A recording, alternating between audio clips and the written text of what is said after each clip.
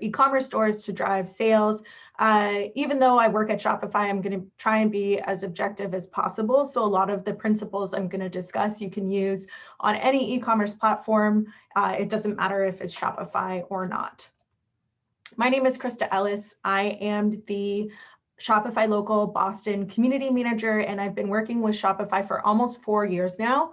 Before being our community manager, I worked with our Shopify Plus merchants, which are the enterprise merchants at Shopify, and they are the most technically complex merchants and have the most niche needs. So I would help them with their business and their Shopify strategy. Currently, I work with our local New England and sometimes New York City merchants. I help them with their business and help foster our community through events, education, and connection.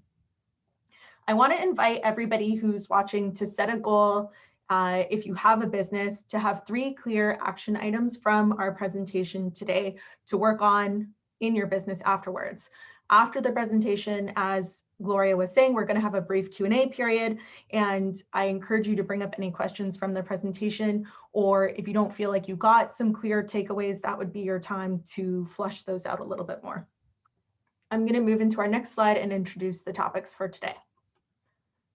The main goal of our workshop is to teach you the best practices that can help you make changes that will lead to higher conversions and more revenue from your existing customers.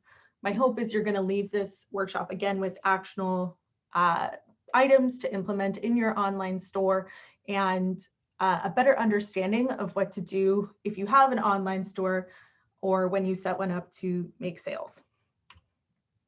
Really quickly, I want to contextualize this. If you're not already on e-commerce and this is your first time attending a Shopify event, we use the term conversions and sales interchangeably, so they're the same thing. There might be a few other terms like this, so if you lose track with terminology, please put your questions again in the chat and along with the slide number, and I'll try and get back to that at the end of the presentation. Before we get into our tactics, I want to set our foundations by reviewing the marketing funnel and what that means for conversions. The funnel is a visual representation of the stages a person goes through when they go from your prospect to a customer. So we can think about it as customer life cycle. At the top of the funnel, we have the awareness stage where prospects who are just learning about your brand will start. Then we have the consideration, and this is where your prospects who are now starting to engage with your brand and they're starting to form purchase intent.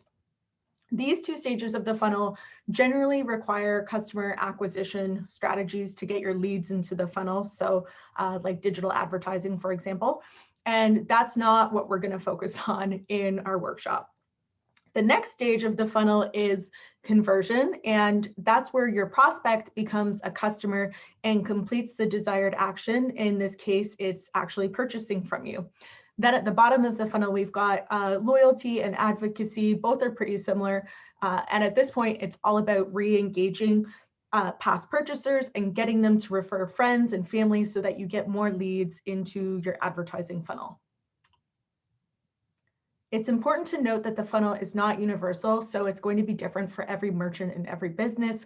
For example, if you sell a one-off high-value product like a mattress, the purchase might have a significant impact on the customer, and they're going to spend a much longer time in the consideration phase.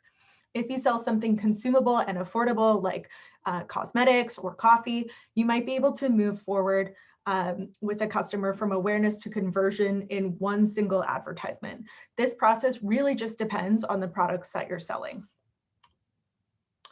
As we just learned, a conversion is the action we want our customers to complete. In this case, a purchase from your online store. So conversion optimization, therefore, is the process of optimizing your online store for conversions. You can also think of it as a way to reduce cart abandonment and therefore increase your sales too.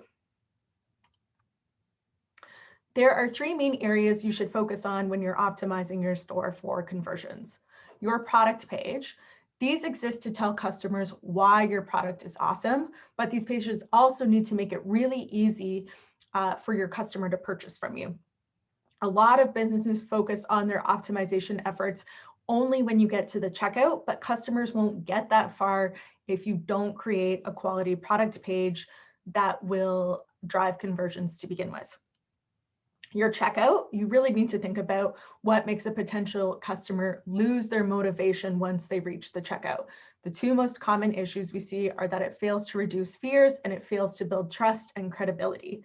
We'll talk about each of those in more detail in the presentation. Last is your marketing strategy. You want to ensure that your marketing efforts are also optimizing for conversion. You want to capture your prospect information and have an effective remarketing strategy in place to get those visitors back and complete their purchase if they abandon their shopping cart. Let's shift our focus to the two most important areas of your store that you can optimize for conversions: your product pages and your checkout. We have two sections to focus on this. We're going to start with product pages and then we'll move to your checkout. The first thing, as I said, we're going to focus on is a product page. And we're going to review a few important ways you can improve your product pages for conversions. The goal is to make it as easy as possible for customers to complete their purchase. And my first tip is don't wait to pique a customer's interest. You might have a lot of important product details to cover on a single page, so you shouldn't leave potential customers in suspense. Make it clear what the product is, why it's valuable, and make sure this information is at the top of the page above the fold. You can include more details on each point further down the page, as well as include specifications like materials or ingredients, but you should provide the customers with everything that they need to know at a quick glance. Here we have an example from the merchant Dow Labs, and what I like about their product is they have the product description in two different forms of copy. One is really detailed and one is bulleted with short, punchy facts that are easier to digest so I can get the quick highlights. And if I want to read more, I can. My second tip is to make sure you highlight a clear call to action, otherwise known as a CTA. It seems obvious, but in your pursuit of optimized product pages, make sure you don't actually drown out the most important element, which is your add to cart button. Buying should be easy, which means your call to action should be impossible to miss. Make sure it's above the fold and it's eye-catching in bold or contrasting colors, and the copy is direct. Your call to action is not the place to get clever with your copywriting. You should save this for your product description. Here's a really great example from the company Restology. You can see that the add to cart button takes the center stage position. It sits above the fold, and there's nothing in this section of the page that's drawing your attention away from the reason you're there, which is to buy this watch.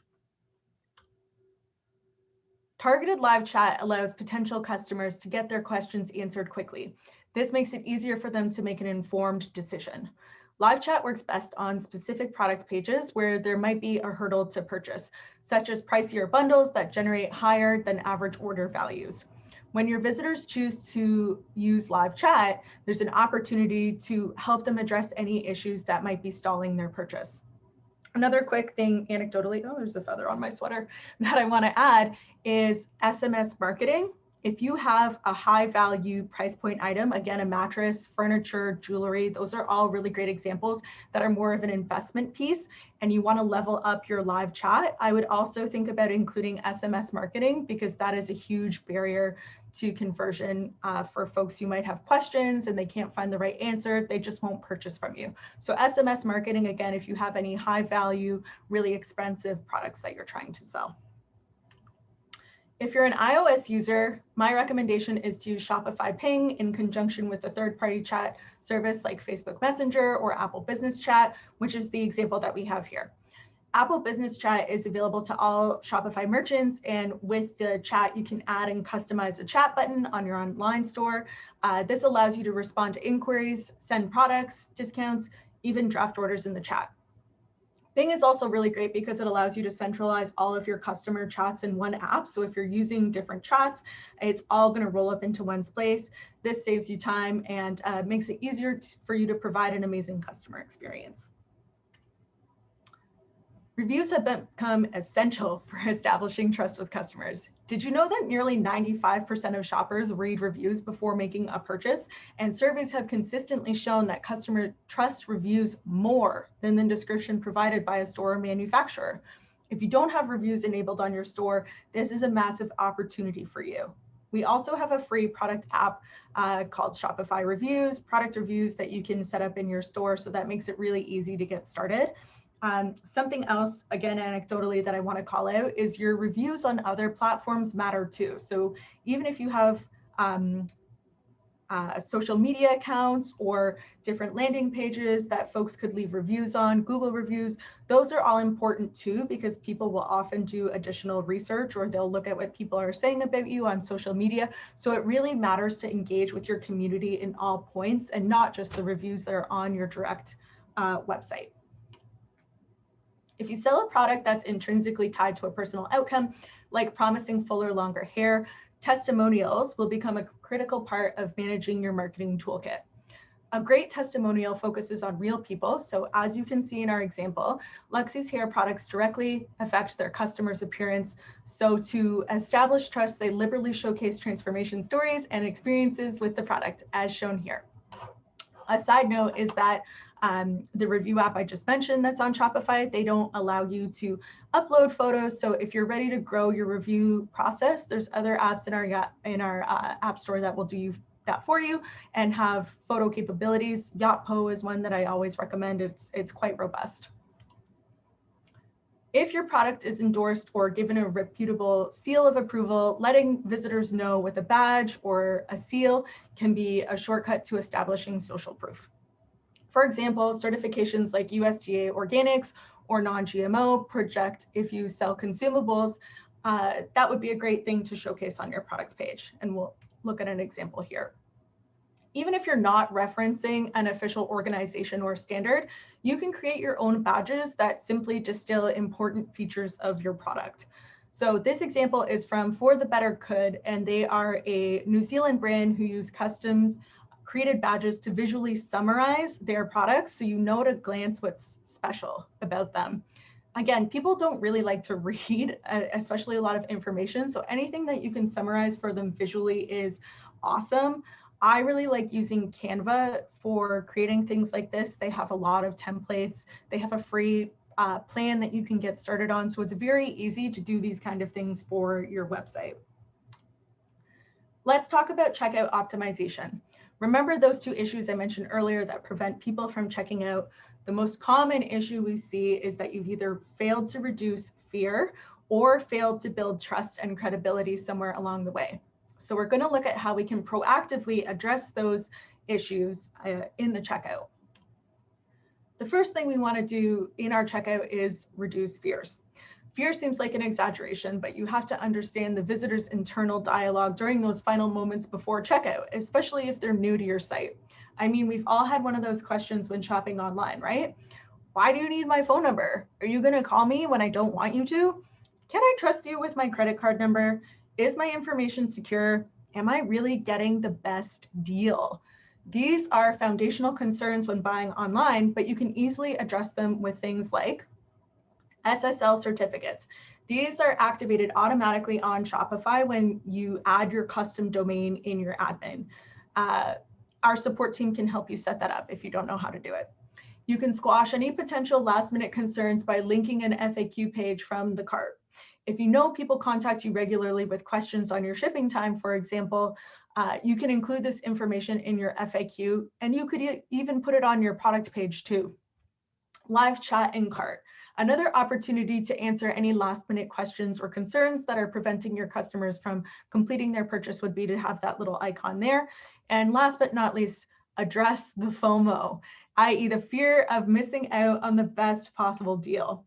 How many of you open a new tab and search for a discount code for XYZ product or the product that you have in your cart? Because I definitely do that. We don't want customers doing this though, because if they find a similar product at a better price somewhere else through an ad, then they're gone forever. You can solve this problem by using an exit intent pop-up with a discount code, which we'll look at on our next slide. You can utilize exit intent pop-ups to offer customers incentive to purchase from you before they navigate away from your site or exchange their information with you so that you can attempt to recapture them in your marketing funnel. This is not a native feature to Shopify, so that means it's not included and you would need to use a third-party app. The one we're using here is Privy in our example, and they're actually a local Boston company as well. And we have a whole list of app suggestions that you can do this with on our app store. So if you go to categories, store design, pop-ups and notifications, there's lots of different options to choose from. This is a great way to squash any customer concerns over them getting the best price, because if they're being offered a discount, but it's also a great way for you to build your email list, which will allow you to remarket to these potential customers. And you can even up this a level if you want by collecting more information in a pop-up. So you could collect folks' birthdays, if they are, let's say, shopping for baby products, you could ask when they're due or how old their baby is, and that gives you a sense of what kind of products to remarket to them in the future. Many businesses have been impacted by COVID-19, and this changes your flow of business from your hours to your locations available to pickup and delivery options. If you're experiencing a delay in your shipping and your fulfillment, don't wait until your potential customer has reached the checkout and then communicate these delays to them. Additionally, you might try offering an extended grace period for returns. Again, this is something you should communicate to your shoppers before they reach your checkout, as this can really impact their decision to purchase from you. In our example here from Le Sport Sac, they've updated their store banner to include their extended return grace period, and they also have their FAQ page. You can advertise this similarly, add a section to your homepage, or even to your product pages if you don't have large collections. Just make sure you communicate it ahead of time. Let's move on to some of the marketing strategies you can use to help drive conversions. People who are aware of your brand will convert more easily than those who are not, which is why email is known as one of the best tactics for what we call lead nurturing. It's very important to capture as much information as possible as quickly as you can from your visitors so you can market to them in the future. One of the best ways to do this, again, is through a pop-up that captures your visitor's email address. Email pop-ups can lead to a huge increase in email signups, and when done correctly, the traffic from email newsletters is one of the highest converting sources of traffic. Again, I think email is the most valuable sales channel you can have. Email pop-ups, as I said earlier, are not included with a Shopify plan, so we've used a third-party app for this example. Privy is, again, the one that I recommended, and the example we have here is from Monica and Andy. I got ahead of myself when I was talking about specifics with the pop-up, so you can see it doesn't only request their email, but it also shows checkboxes for users to specify which trimester of their pregnancy they're in, so the content can be more tailored to their needs. Having good incentive for people to sign up to your newsletter is also really effective. Rewarding them with loyalty points, discount codes, or free exclusive content will definitely help improve your opt-in rate. Another thing that you should think about with email is that if somebody gives you their email, they want to hear from you, and it's up to you to exchange value with them and give them information after that. But don't be afraid to email your customers. I think that's one of the biggest mistakes I see new businesses do. If you're using paid ads to acquire new customers, but you're not doing any remarketing, this is a huge opportunity for you. This process is really simple. You would add a tracking pixel in your store to build an audience based on pages visited or events like adding to cart. And then you can show these audiences ads based on these events. In other words, if a prospect adds a product to a cart, but then they abandon it and they leave the cart behind, you know they were motivated, but something prevented them from completing the full transaction. So you can remarket to them and show them an ad for that exact product, and maybe include a discount code as incentive, and hopefully you help them come back and ultimately convert, aka purchase from you. You can create what's called Facebook dynamic ads, which are automatic ads that pull from your Shopify store catalog, and then they are triggered by an abandoned cart. from the Shopify admin using our marketing section. Kit, which is Shopify's free virtual marketing assistant app, is also a really great tool to help you remarket to your prospects easily and effectively. And you can also find that in the Shopify App Store. Creating a sense of urgency can be a really effective way to get your customers to decide that they're going to purchase from you. There's a few different ways you can do this and incorporate urgency into your store. You can use a countdown timer to run what's called a flash sale. So that's like a sale without any notice that happens and then stops very quickly. There are several apps available, again, in the App Store that you can find. So if you go to categories, sales and conversion optimization, creating urgency in the Shopify App Store, you'll find lots of different options that you can try or learn about. Running sales every so often can be a great way to spring action from those customers who have signed up to receive alerts from you but are like a little on the fence. Another method you can try is to send prospects a single-use discount code that expires in a certain amount of time. In this example, Lisa Mattresses uses a pop-up to show an exclusive discount to new customers that's valid for only 5 days. By putting pressure on the customer, especially for significant savings, you're more likely to help them purchase from you. Here's a summary of what we discussed today. There are 3 main areas you can optimize for in your conversions: your product pages, your checkout, and your marketing strategy. All of these work in conjunction with one another to create a cohesive user experience for your potential customers, increasing their likelihood of purchasing from you. As we saw in our marketing funnel at the beginning of this presentation, conversion is only one small piece of the e-commerce puzzle. You need to acquire new leads into the top of your funnel and then nurture them to become your loyal brand advocates. By doing these 2 things well, your conversion rate, which is your sales rate, will naturally increase over time. To learn more about our marketing strategies to help grow your business, we actually have a free online education portal called Shopify Compass, and there's lots of different webinars and courses you can sign up for there. Thank you so much for your time. I feel like I might have done this a little fast, so hopefully everyone was able to follow along, but again, it's been recorded, so you'll get a copy afterwards. I want to make sure again that you're leaving our webinar today with some actionables for your business. So I'll repeat my question from the beginning. What are 3 things that you are going to action and do after this presentation? If you're not sure and you don't have 3 key takeaways, or you'd like to continue to discuss this topic, we're going to encourage you to stay for our Q&A period coming up. And that's going to take place just in the chat. For myself and on behalf of the folks at Shopify, thank you so much for your time today. Also on behalf of the folks at The Score, I'm going to leave this slide just for a minute. So if you want to either copy these or take a screenshot, I recommend having it somewhere to reference. You can get creative. You can take a picture with your phone. Please share any questions that you have on the presentation or any of the marketing things we talked about so that our moderators, Gloria and Teresa, can help surface them to me, and I'll take a look at them as well. If you want to find our Shopify local chapter, again, you can copy this, take a screenshot, take a photo. We have a mailing list you can subscribe to stay up to date on our events and what we're up to in the community. I'm going to move us into the Q&A now.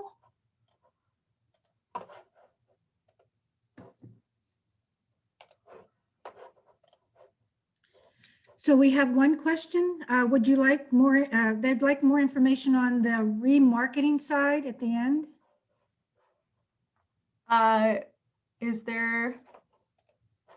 Was there a specific example or just remarketing in general? Would like more info on this remarketing slide number at the end. I don't know. Oh, probably number 3 at the end, and they just hit shift accidentally. Okay, so remarketing is a process that I would definitely automate. So I would use an app to do that for you. Again, you need to set up what's called a tracking pixel first. So you have to create that with Facebook. And then if you're using Shopify, you literally just embed it in your admin. There's a little field that you put it in. I can't speak to other platforms, but it's not super difficult to do. And our support team can help you if you're having a hard time. And then there's lots of different apps that you can use. So if you're not using Shopify Kit, which is free, and you have a little bit more of a budget, Shoelace is another really good one that I recommend. And I believe a lot of these apps also work with different e-commerce platforms. So don't feel like you're limited to using them only with Shopify, unless it is like a Shopify specific app that we've created. It says with remarketing, you said to use an app. What type of an app is that? And would you recommend Poshmark? That's a great question. Poshmark, I don't think has app capabilities in it, because Poshmark is an app itself. And it's more of like a marketplace for users to sell their products, but I don't think they have any additional app capabilities yet. So there's Poshmark, there's Mercari. Etsy is a marketplace too, but it's more for makers. So to my knowledge, they don't have like additional apps or things that can directly plug into them and integrate with them in terms of helping grow your business. For remarketing, that would be more in terms of the traditional e-commerce platforms. So again, like Shopify, BigCommerce, WooCommerce, those are a couple of examples. What would you suggest on if somebody wanted you to review their product page? How would one go about doing that? That's a great question. So we actually have monthly events called Coffee and Shopify Site Reviews. They happen once a month. And that is a space for our local community to get together and critique each other's websites and help each other learn. So it's hosted by myself and other Shopify partners. We kind of have like a rotating host that comes in and out. So I would sign up for that and then just be prepared to share your site along with any questions you might have. And we do kind of like a UX walkthrough and address any specific pain points that you might have around it. Good. Can you put up the slide with the contacts that was next to last again? Yes, I definitely can.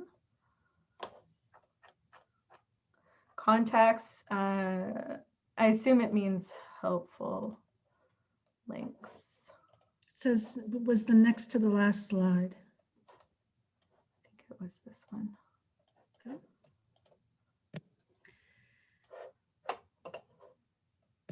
I can just leave that up, that's fine. Regarding purchase funnel, site visits, view products, added to the cart purchase, what are good percentages for each stage?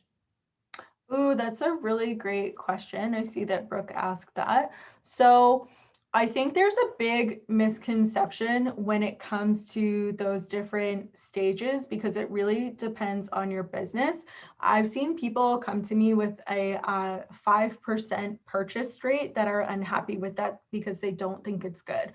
So a kind of rule of thumb that I have for purchase rate is anything over 1% is good. If you're over 2% for purchased, you're doing really, really good. And then you would just extrapolate that backwards. So I would imagine if you have like a 2% conversion rate, you probably have somewhere between 3 to 5% of folks who are adding to cart, and then somewhere between 10 to 13% who have viewed your product. Site visits is kind of a wild card. I wouldn't factor it into that, especially if you're doing paid traffic acquisition over SEO, because you can get some really uninterested audiences to your site, especially if you're advertising through like Facebook or Instagram. So yeah, site visit, the only thing that I would focus on there is, do you have a high volume of people who are coming to your site that aren't purchasing? Because if you're getting a lot of traffic but no one's buying from you, it's probably not a good intentional audience. Thank you. Another question from Lisa. Any recommendations or suggestions around a soft opening versus a hard opening with Shopify? Shopify. I know, sorry. I only It's did one. okay. It happens all the time. Recommendations for a new business that will be opening next year. So something you can do to get started, even if you're not ready to have like a fully operational website, is have it's called the password page up. So that allows you to continue to build your website without making it accessible to potential visitors. And you can collect email addresses through that. So anybody who's interested in your business, you can start generating leads in terms of having a mailing list and contacts. That would be one strategy. Soft opening and a hard opening.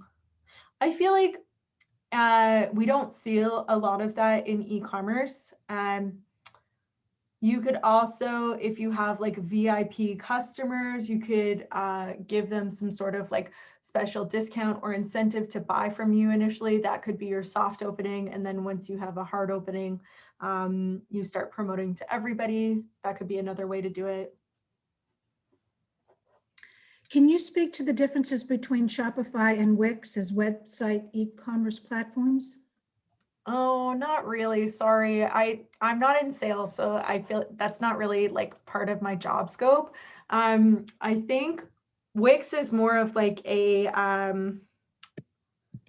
what's the word I'm looking for? Like content creation. So if you have like a blog, I don't think it's as customizable in the back end. So if you're really focused on like blog or writing, and then you occasionally want to sell products mixing in there too, I think that would be the use instance where I would see Wix, whereas Shopify is more e-commerce first. And then we have things like a blog that are also added in addition. And I lost my little chat screen here. So if you see it, let's see. Oops. I've got it here. We've got one from Robert that hasn't been answered yet. So he says, my product is a service, particularly an engineering service. Is everything you mentioned applying to services as well? I actually think Shopify is not a great platform for services. It's definitely better for selling a physical product as opposed to something that you would digitally fulfill. And if you're thinking like consultations or something that would be issued electronically, then maybe like I've seen folks who have online ebooks, for example, that they sell through Shopify, or like guides, and that works really well. But if it's more of like a one-on-one consultation service, there's not like a great way to do a calendar in Shopify. At least there didn't used to be. Who knows? We're always changing. So hopefully that's helpful. If I missed the gist of that, Robert, please feel free to write back in. Brooke wants to know, for e-commerce, is less more, meaning is it better to offer a smaller number of products, or is more better? That's a good question. I would push back and say, what is your goal? So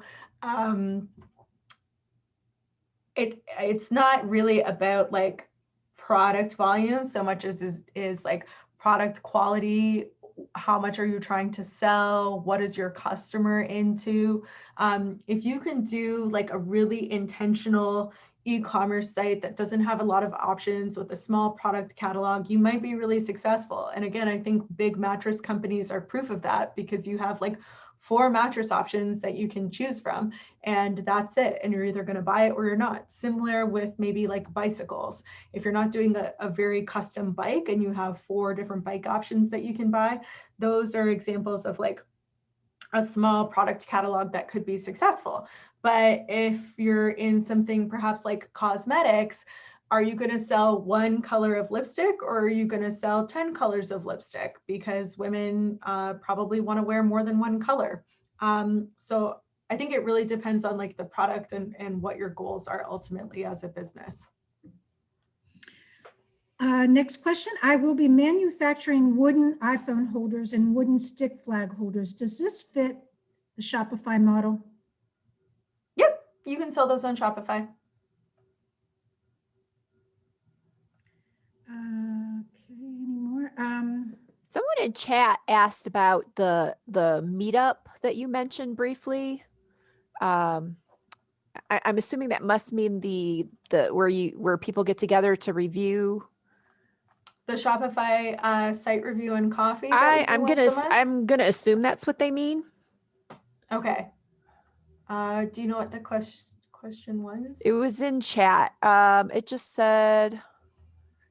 I'm looking. I'll see if I Yeah, can my find chat it. just it rolled, so I lost track of it. But Can you link the site sharing meetups? Okay, here is. Let me just get something here. So this is our events site. We are constantly adding new events and we send out a monthly newsletter as well. So if you don't see the coffee and site reviews right now, it will be added because we literally just did one yesterday. So the next one's probably not live yet. You can also, again, sign up to our mailing list and we send out alerts every month about which new events have been added. Question, do you have the ability to add videos to the product page? You do. Yep, you can add videos to the product page, the home page. We also have 360 product imaging. So there's the option to upload it and be able to view the product from any angle. But of course, you need to either be a person or know a person that can take that kind of photography for you. We also have, I'm going to butcher the acronym because I always do, AR, VR.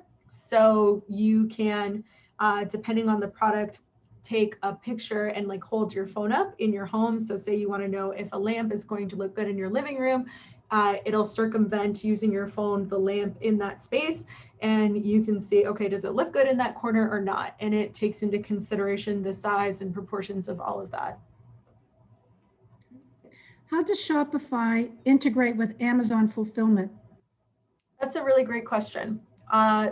Amazon is what's called a sales channel with Shopify. So you need a certified Amazon seller account, first of all, in order to sell using, I think you need that anyway with Amazon. But basically, you enter your information and the Amazon channel integrates into your Shopify dashboard. So you can see all of your inventory in one place. Your Amazon sales will be like a separate report along with your Shopify, or you can look at it all together. And it's free. Thank you.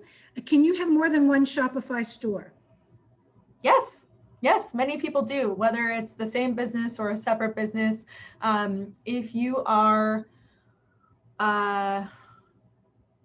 if you have a bunch of stores that are doing the same thing, so say you have different versions for different locations, languages, Shopify Plus, which is our enterprise option, actually allows you to have up to 10, we would call those expansion stores on one contract, and they would all roll up into the same dashboard. It's not a cheap option if you're just starting out as a business. So if it's just because you want to like test different business ideas, then yes, you can totally have different Shopify stores. Okay, thank you. Does Shopify interface with WordPress? Yes. It's not, again, a native integration, so it's not included in Shopify, but you can build a landing page and use, I believe it's API to link the two. Okay, here's a question. Can alcohol sell through Shopify? It can. There's actually quite a few famous local breweries whose names I can't say, but who are in the Boston area that use Shopify for different things. Good. I am trying to figure out how to organize products and categories to make my site easy to navigate. Do you have any recommendations for where to find best practices on how to organize pages / subpages in Shopify? For your navigation, I would say, so that's for anybody who's unsure. When you go to a website, that's the menu along the top. I would say no more than 4 menu items up there ideally. So you could use something like shop, bestsellers, about us, and contact.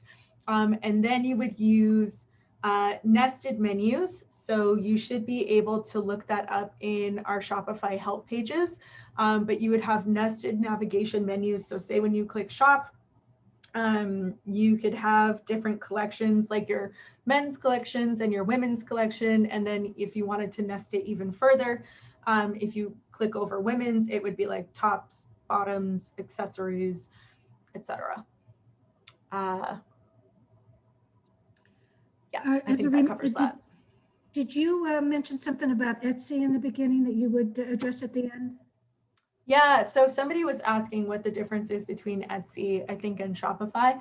Etsy is a marketplace for makers, essentially, so folks who are making their own products.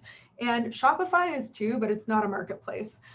We have some things that are more marketplacey that are continuing to evolve, like the Shop app. It'll list a lot of different businesses near you, or you can subscribe to local businesses to see what kind of products they're offering. But it's not a marketplace in the same way that something like Amazon or Etsy is.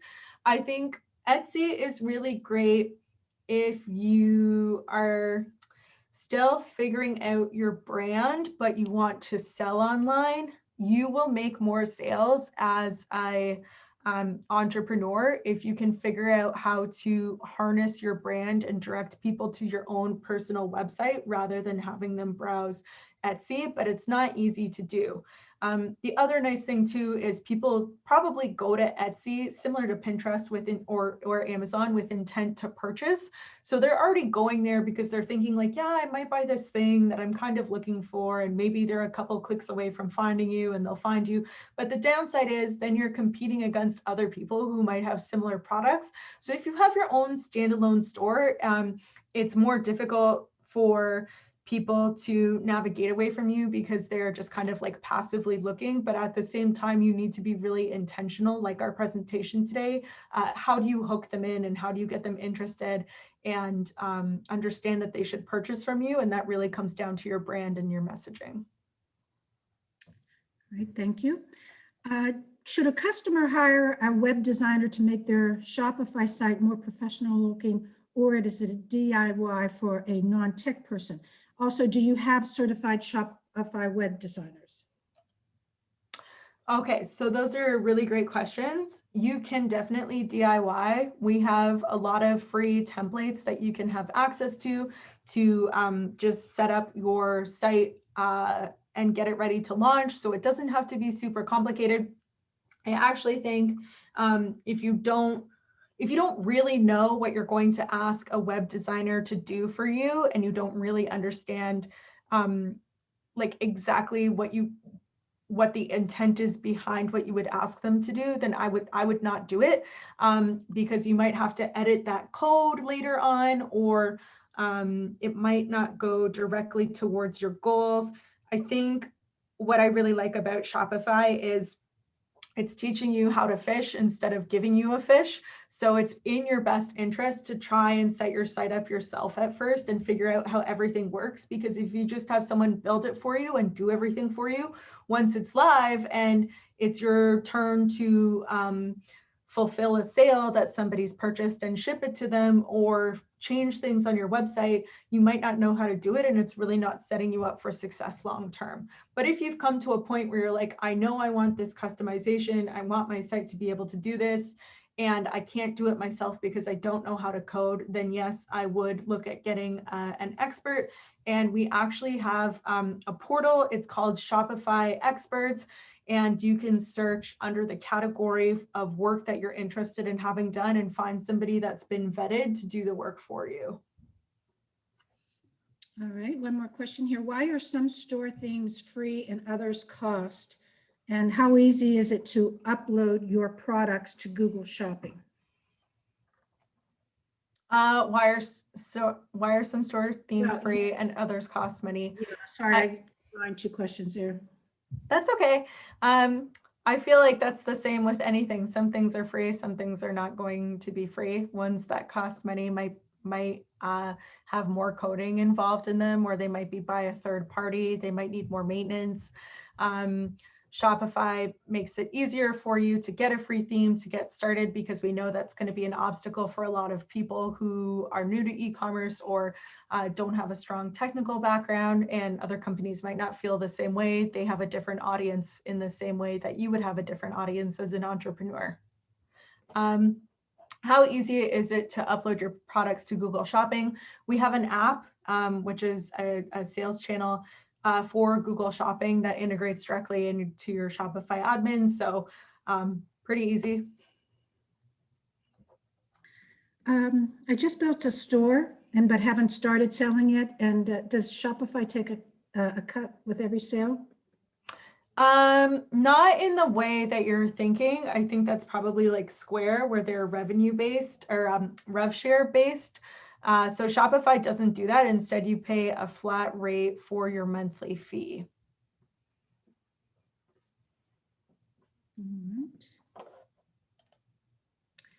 All right. I think that's all we have so far. Did we talk about the Shopify versus Wix as a website e-commerce platform? Was that answered? Yeah. Okay. Yeah, I said I'm not really the best person to answer that. I don't know very much about Wix. I will check chat to see if there's anything else in the chat box. Yeah, I haven't seen anything else come through chat. I think we've covered everything that's come up. Well, I think it was a wonderful presentation. Thank you very much, Krista. I know I learned a lot. And again, if anybody wants to reach out to Krista, she's added her link there. And if anybody wants to reach out to SCORE, please let us know. We would be happy to set you up with somebody to speak with you about your business, whether you will be new or a refresher. Again, thank you so much for having me. I hope everybody learned a lot. I'm just putting my contact information in the chat again if you have any questions, and hopefully we'll see you at another event in the future. Okay, great. Thank you, everyone. Stay safe.